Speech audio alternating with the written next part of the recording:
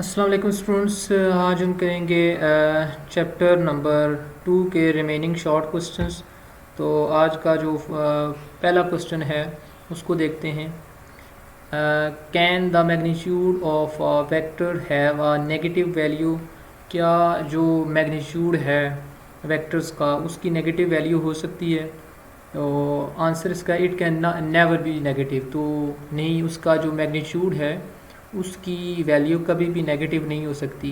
The magnitude of a vector A is, ये हमें formula के तौर पर है कि अगर एक वेक्टर है उसका मैग्नीट्यूड जो है वो इस तरह आएगा, we always take the positive square root. अब यहाँ पे देखें कि हम जो है हमने यहाँ पे स्क्वायर जब भी लेते हैं तो वो हमारे पास क्या आता है, पॉजिटिव आता है। फॉर एग्जांपल यहाँ पे देखें, negative value will be change into positive value after taking the square. अब यहाँ पे देखें, फॉर एग्जांपल यहाँ पे 5 है और यहाँ पे क्या है 4 है।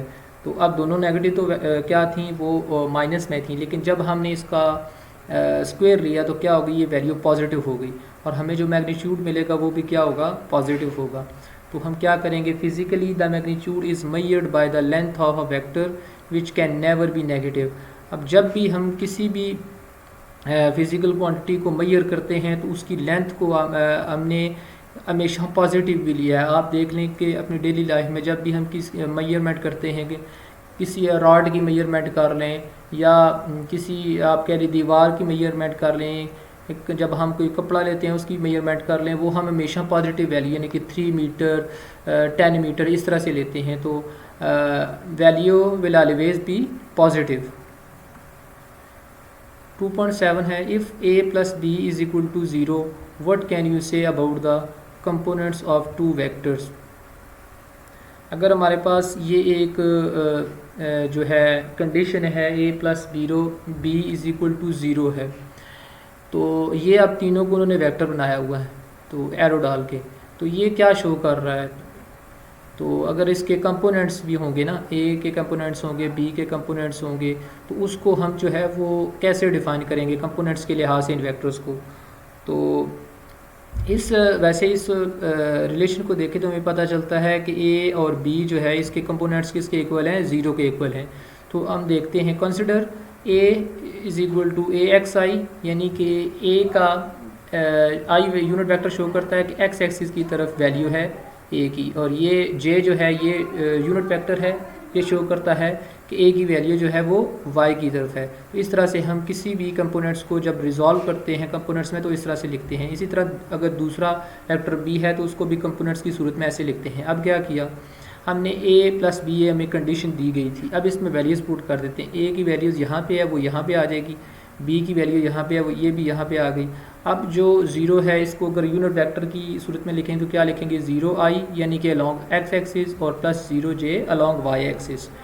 अब क्या किया हमने कि कॉमन ले लिया, आई यूनिट वेक्टर में क्या आता था ax और ये bx, इसको हमने कॉमन ले लिया यहाँ पे। इसी तरह ay प्लस by इसको j में कॉमन ले लिया इस तरह से। अब हमने क्या किया, comparing coefficient of i and j, और i की तरफ बोथ साइड्स हमने देखना है कि i की तरफ कोएफिशिएंट कौन से, i के कोएफिशिएंट है ax प्लस bx, इधर क्या है 0 तो वो हमने यहाँ पे लिख लिया। इसी तरह ay plus by is equal to 0, ये यहाँ पे लिख लिया। तो इन वेक्टर फॉर्म में अगर लिखेंगे तो हम सिर्फ क्या करेंगे, एरो डाल देंगे, ठीक हो गया। तो ये वेक्टर को शो करते हैं। इसका मतलब क्या हुआ, sum of their components will be null vector. ये हमारे पास जो 0 है ये क्या है, नल वेक्टर है, इसके कंपोनेंट्स किसके इक्वल है, नल वेक्टर के इक्वल हैं। 2.8 है, under what circumstances would a vector has components that are equal in magnitude. ऐसी कौन से हालात होते हैं जब वेक्टर के जो कंपोनेंट्स होते हैं वो अपने ही मैग्नीट्यूड के इक्वल हों, तो उसको हम देखते हैं। कंसिडर, अगर हम फ़र्ज़ करते हैं कि दो वेक्टर्स जो हैं वो क्या हैं, वो कंडीशन रखते हैं कि इक्वल इन मैग्नीट्यूड, यानी कि ए और वाई को हमने इक्वल इसलिए रखा है यहाँ पे कि because we consider that their magnitude is equal. हम फ़र्ज़ करेंगे लेकिन मैग्नीट्यूड इक्वल है। अब एक है वाई एक्सिस के अराउंड है, फॉर एग्जांपल ए वाई कह लें और ए एक्स कह लें, ठीक हो गया। तो ये हमारे पास ए एक्स और ए वाई क्या है, मैग्नीट्यूड वाइज क्या है, दोनों इक्वल हैं। अब क्या होगा, ए वाई की हम लिखते हैं साइन थीटा और ए एक्स को लिखते हैं ए कॉस थीटा। ए के साथ कैंसिल हो गया, sine theta is equal to cos theta. Cos theta इसके नीचे डिवाइड हो जाएगा, साइन थीटा और cos theta is equal to 1। अब ये साइन थीटा और कास थीटा आपने मैट्रिक में पढ़ा हुआ है, वो टेन थीटा के इक्वल होता है।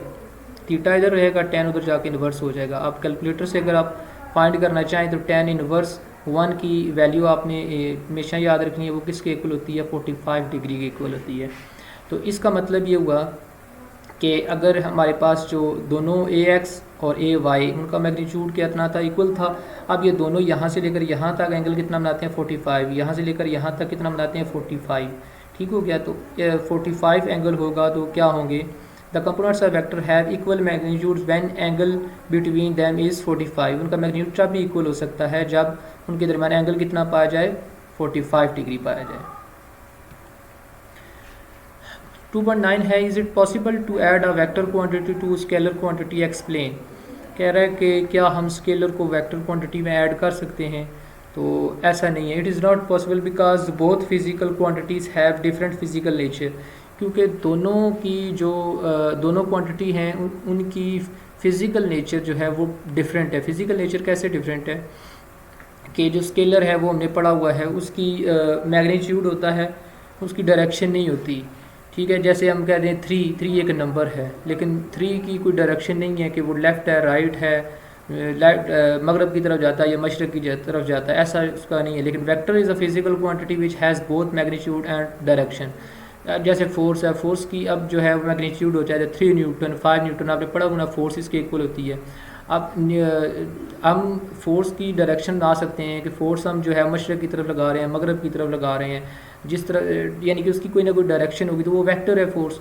तो अब ये क्या होता है, scalar can be added by simple arithmetic rules. हम फॉर एग्जांपल 3 है प्लस 7 करें तो वो 10 के इक्वल आ जाता है, तो ये हमारे पास सिंपल अर्थमेटिक रूल है। Vector can be added by special vector algebra, लेकिन जब हम वेक्टर को ऐड करते हैं तो स्पेशल वेक्टर अलजेब्रा होता है। यानी कि आप जो इसी चैप्टर में पढ़ा है कि 2i + 3j + 6k, ये आपने पढ़ा हुआ i j k क्या है, ये स्पेशल वेक्टर अलजेब्रा में आता है। तो इसके साथ यूनिट वेक्टर्स होते हैं, तो इसलिए हम क्या करते हैं कि जो है वो स्केलर को वेक्टर क्वांटिटी में ऐड नहीं कर सकते। 2.10 है, can you add a zero to a null vector, क्या आप जो है वो ज़ीरो को नल वेक्टर में ऐड कर सकते हैं। No it is not possible, ऐसा मुमकिन नहीं है।